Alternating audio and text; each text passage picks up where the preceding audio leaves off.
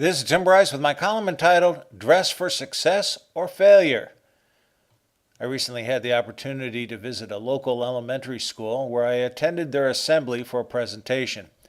I've known the school and principal for a long time. The school is modern in design and impressive to visit. Students there should be proud of it. As the children filed into the assembly hall, the standard dress appeared to be t-shirts, shorts, socks, and gym shoes. The teachers lined the outside perimeter to keep an eye on their respective classes. One of the first things I noticed was how poorly the teachers dressed. I counted only 3 teachers out of dozens who dressed professionally. The remainder looked rather slovenly and didn't seem to care.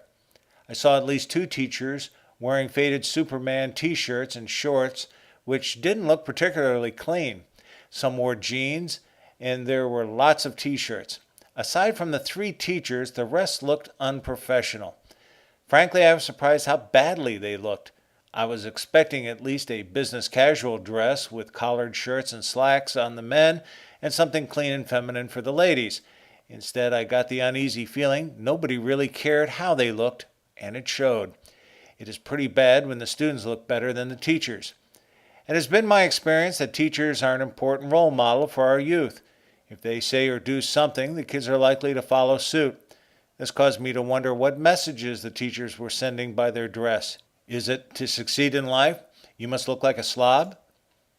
The school was located in a middle-class neighborhood, certainly not a ghetto. The students represent a cultural diversity consisting of whites, blacks, Latinos, with a few Asians also in the mix.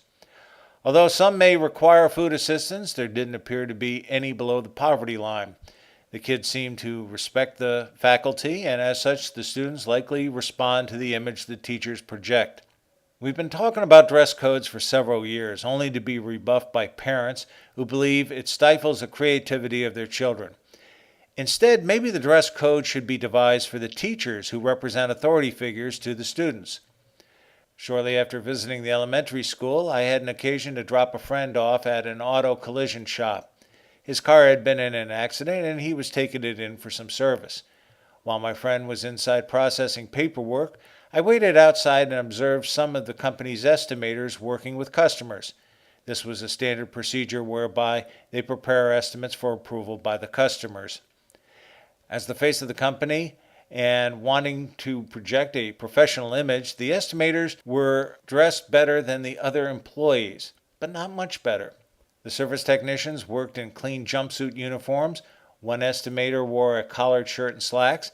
However, I noticed the shirt was faded and the trousers looked like they'd been balled up as opposed to hung up. They certainly were not pressed and clean. The other estimator was a woman who wore a rather tight skirt, which wasn't exactly flattering. In their mind, they looked presentable. In mine, they looked like bums.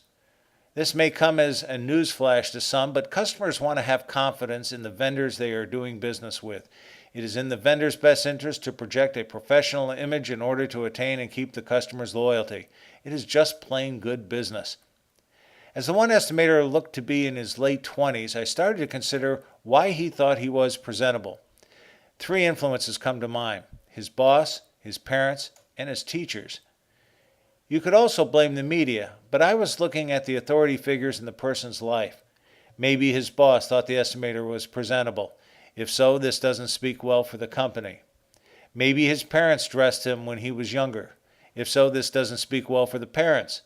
Or maybe it was the teachers that influenced his taste in clothes. Quite possibly. From what I saw at the school's assembly, a whole generation of poorly clothed workers are in the offing.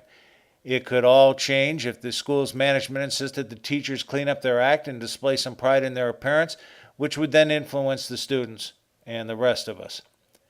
Friends, keep the faith. This is Tim Bryce of Palm Harbor, Florida. Follow me on the internet at timbryce.com.